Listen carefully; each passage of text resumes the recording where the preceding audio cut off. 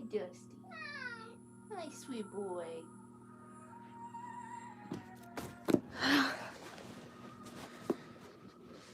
Oops, I knocked you guys over. Hi. Now the camera won't stay. Dusty, you were not helping. And you just flicked water at me. Thank you for that.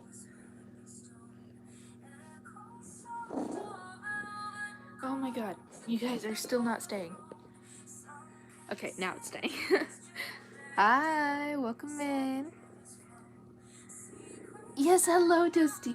Hi, baby. Come here. Come here.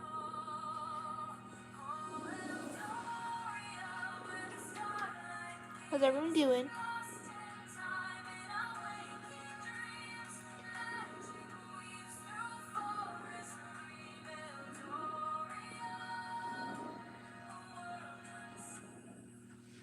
Hope everyone's doing well. Stay warm. Sorry, I'm trying to angle this so the light like hits it a little bit. Ugh. Lay down, please. It's been so sweet. Thank you.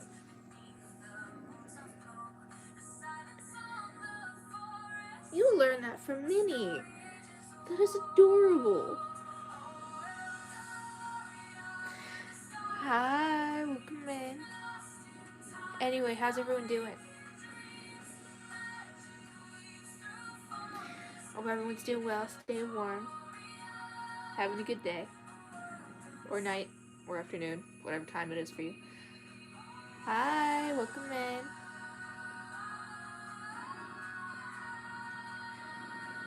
Oh, it's him's making biscuits. Yeah. Hi, baby. My day was pretty good. I got to socialize with one of my best friends. What are you doing, sir? What, sir? Okay. Yeah. Hi, I love you.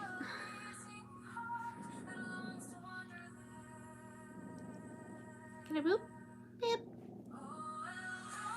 You have the cutest face ever. Sorry, I love this cat so much. Hi, welcome in. Well, come here if you want attention. Come here. I guarantee you are getting your laziness from Boba. Yeah.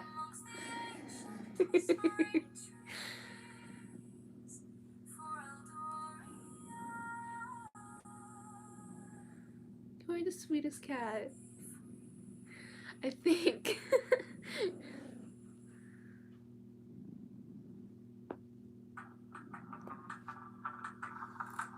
Excuse you.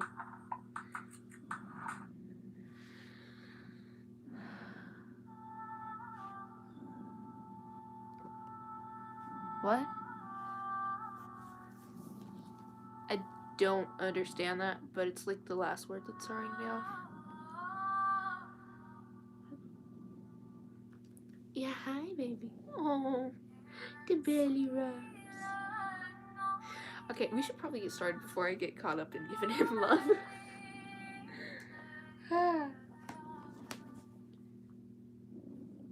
You keep knocking that down, don't you? Because every day I put it back, and every night it's back there. That's okay. You're so cute, I can't stay mad at you. Anyway. Grab your Storykeeper's cup, grab a blanket, grab a stuffy if you have one, grab a pet, and snuggle up, because it's story time. Oh, him's making biscuits. It's adorable. Yeah, you're adorable. I don't know if you guys can hear him purring, but he's the cutest purr ever. October. What are you doing, sir? The huge red brick fish kill correctional facility sits on a hill surrounded. The fuck is wrong with me right now? by green lawns and double rows of tall chain link fences laced with razor wire. I would say, do you have to do that on my leg? But you are so gentle, I don't care. His kneading compared to the other cats is so different. Yeah, baby. To enter, you go through a metal detector, and then... Sorry. I didn't get much sleep last night because of this one, but that's okay.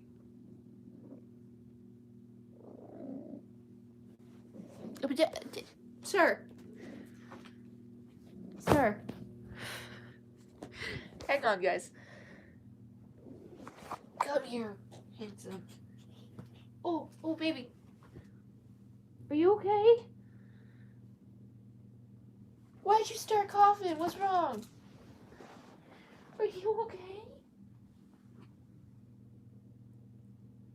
Did I pick you up too fast? I'm sorry. Oh, honey. I'm sorry, baby.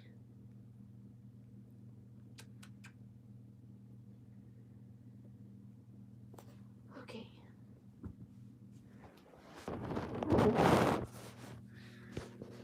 Oh, bless you. What the fuck?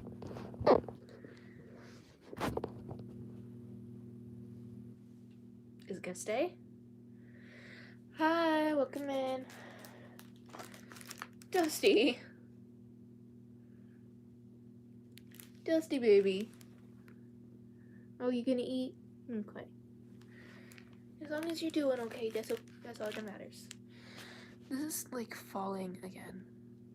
But I'm scared to move it. Okay, there we go. Anyway. Oh my god. Sorry.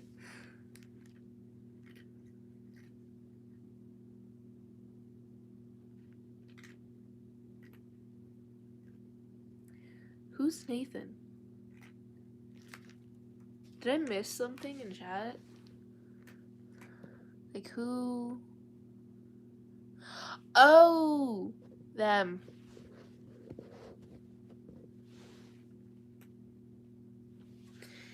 Anyway.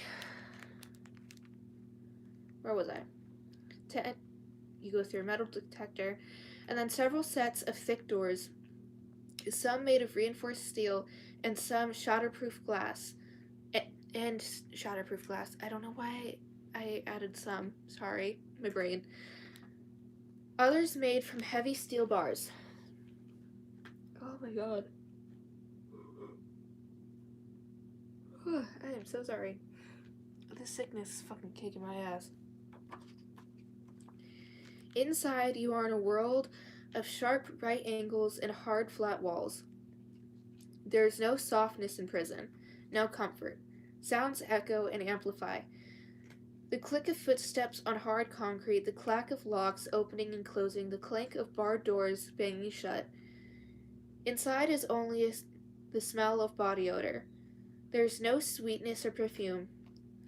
Inside now are my brother and Slade.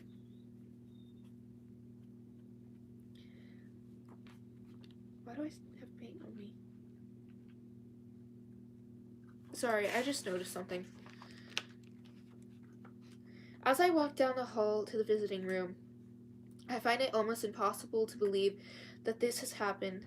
Until Sebastian attacked my father, no one in our family had ever been sent to prison. No one we knew had ever been sent to jail. We were just everyday people with everyday jobs and everyday interests, living in an everyday town. Okay? Here, the visiting room is a series of heavy reinforced windows. Oh my god. I love you, sir, but you gotta stop keeping me up at night. Ugh. Where was I?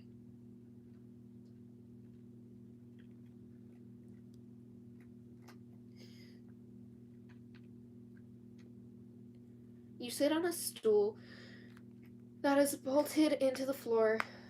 You pick up a phone. You look through the thick glass at the person on the other side. For the last 2 years, I've come here once a week to visit Sebastian, and on the other side of the glass, I've grown used to that. Or on the other side of the glass. I've grown used to that. Today, for the first time, it's Slade I'm here to see. Mr. Lamont couldn't afford his bail, so Slade will have to stay here until his trial.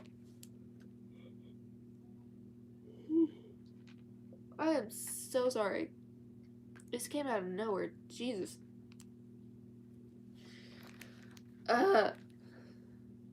When I see him through the window, my insides churn and I can't help bursting into tears. Slade's face is drawn and his jaw is... Sorry, someone just texted me. And his jaw is covered in stubble. He presses his fingers into the corners of his eyes as if to stem his own tears. We talk about what it's like inside. He tells me he's seen Sebastian in the cafeteria, but they haven't yet had a chance to speak. We talk about what's going on in Soundview, but the more we talk, the more I'm aware of what we're not talking about. Finally, I have to bring her up. Dakota's parents sent her away to a private boarding school in Europe. I tell him. She's being charged with a felony, reckless endangerment, but unlike Slade's dad, her parents were able to afford the bail. What? My brain just lagged. Sorry. Afford the bail that guarantees she'll return for her trial. When I tell Slade about Dakota's going away, he nods and stares down the... Sorry, I think I just lagged. What the fuck? I'm tired and I'm sick, so please bear with me. I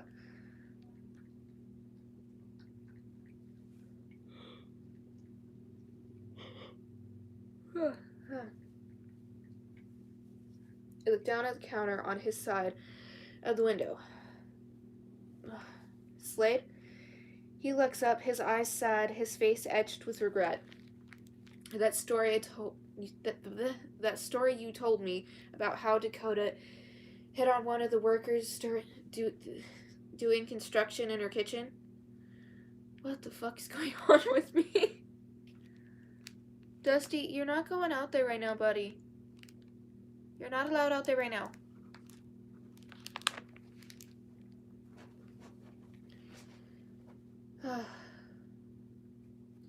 He nods.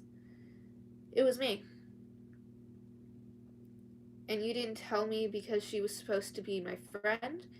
Or at least we were in the same crowd? Again, he nods.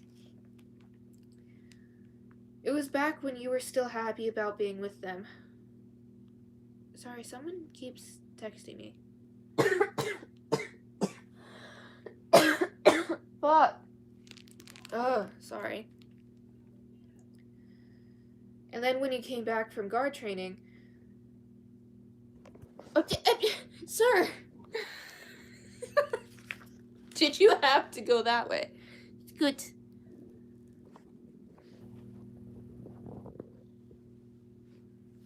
Did you have to go that way? Come here, handsome. Sweet, handsome kitty. Anyway.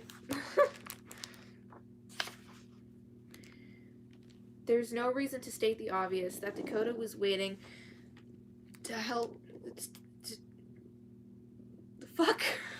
to tell him that I was seeing someone else. Hi, baby. But that she was there for him and that her mother could help him get a deferment so he wouldn't be deployed. My brain is almost completely shut off at this point. Oh my god.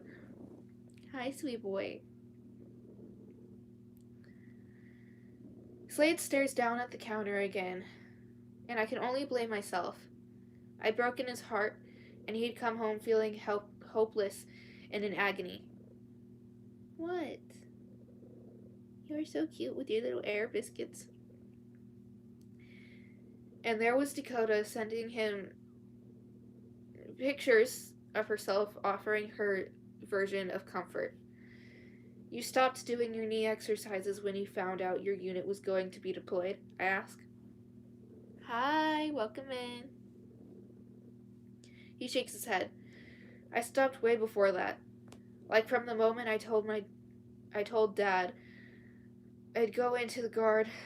First I was hoping I'd fail the entrance physical. I mean, if I did, Dad couldn't blame me, right? You need to be brushed. I'll brush you later. Yeah. You like being brushed. Like the only cat in the house that likes being brushed. Okay. But the doctors okayed me. Then I hoped the knee would blow out during training. I could feel it getting weaker, but it didn't give. And then when they told us we were being deployed, I finally freaked. What?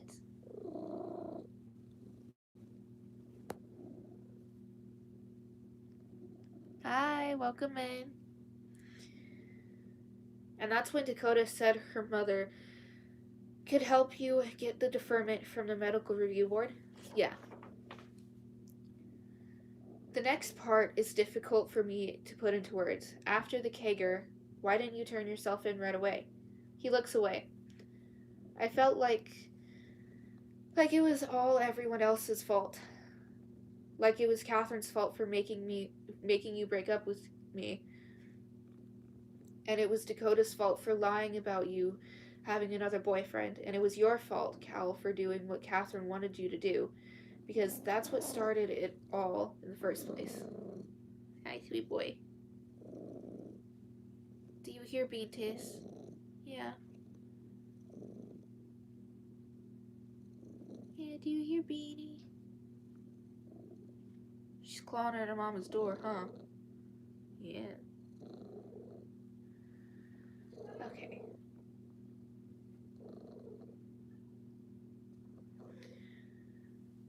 Like you and them and everyone else were the reason I lost control with Catherine. Like you and them were to blame for everything that happened. And then I thought about my dad and what it would do to him. I mean, me being arrested for slurter. I can't say the actual word on here, unfortunately. YouTube is sensitive. I knew it would kill him. And then, instead of having one death on my head, I'd have two. And then you found out what Dakota meant by taking care of it. Yeah, by putting the blame on you. And then you called and told me you still loved me, and it was like I realized we were in it together. Oh, you're still making biscuits adorable. Sweetest kitty ever. Like, how could I blame you for what Catherine got you to do when I thought about what Dakota had gotten me to do? Sorry, I skipped a line. You know, it was like we'd both totally been manipulated, completely outclassed. Like we were two little kids making sand castles with plastic toys, and along came Catherine and Dakota with a backhoe and a bulldozer. We never stood a chance. And then you helped me because you didn't want me to be blamed for offing Catherine. Any more than you wanted to take the blame yourself, I ask. His head bobs up and down as he practically radiates with regret. But you had to know that by doing that, you'd also be forcing the police to look for someone else. And that you'd be the one... Sorry. I'm gonna scream it at her mom's door. And that you'd be the one and that you'd be one of the suspect. Why did I add a word? I tell him. He shakes his head. I thought you'd go for the self-defense thing. And that would have been the end of it and that would have been the end of it right there. Sorry, my brain is shutting down. Case closed. And then when you said you wouldn't agree to that, I was hoping that maybe it would be neither of us. The cops would figure out that you couldn't have done it. And they would have known where else, and they wouldn't have known where else to look. I mean, the only other person who knew what really happened was Dakota. I was certain she'd be the last one to tell. Guess she surprised both of us. I say. He nods. I knew something was up when they impounded my truck and asked me to come down to the station for fingerprints and a DNA test. And that's when I grabbed a bunch of clothes, got some money, and took the train to Montauk. I hope that's how you say it. If I'm not, sorry. He looks up, his eyes red-rimmed and watery. I know what you're thinking, Cal. I left you. You're the only one I've ever loved, and I still took off. But I wasn't going to stay away that long. I knew I'd eventually come back and turn myself in. There's no way I could have lived with myself knowing what I did. A strange, sad, ironic smile appears on his lips. I just wanted to spend some time as a commercial fisherman first. My eyes are also filled with tears. We both made mistakes, Slade, big ones. On the other side of the window, he wipes his tears from his eyes. Can you forgive me? Can you forgive me? I ask. Yeah. He places his hand against the glass. I press my hand against the other side. I love you, Slade. I love this nickname. I love you, Shrimp. I love the nickname. It's so cute. Our visit ends. Slade is taken back to his cell, and I leave the facility. It's a bright, clear October day, and the sky is blue. In the distance, the hillsides are covered with green, and here and there a splotch of yellow and red, the first signs of fall. Once I was afraid I wouldn't be able to wait for Slade for 12 months. Now, I might have to wait for years. Sorry. But I feel like I can. I've seen and experienced more terrible things in the first 17 years of my life than most people see and experience in a lifetime. If there's anyone who has the right to give up or to take the easy way out, it's me, and yet I persist. I will do whatever has to be done. I will wait as long as I must. And that, my beautiful raindrops, is the end of chapter 51 and the complete end of Blood on My Hands.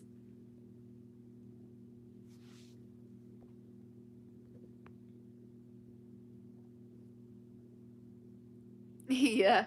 That we had a couple hiccups in this life and throughout the entire story.